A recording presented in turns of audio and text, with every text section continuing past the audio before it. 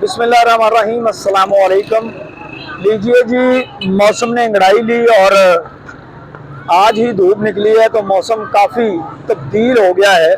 और अभी आप जैकेटें उतार सकते हैं जनाब, और जर्सियाँ भी उतार सकते हैं, लेकिन संभाल के अभी ना रखिएगा, हो सकता है दोबारा से मौसम सर्द हो जाए।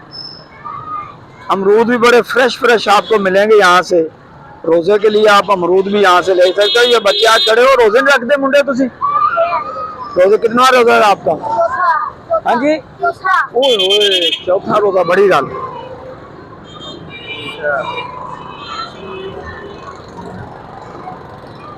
ये इस वक्त स्कूल को जनाब छुट्टी हो गई है। आपको दिखाने का मकसद ये था कि मौसम ने अब अंगड़ाई ली है, धूप शिद्दत की पड़ना शुरू हो गई है और धूप में बैठा नहीं जा रहा। तो इसका मतलब ये है कि गर्मियों की अब आमद है।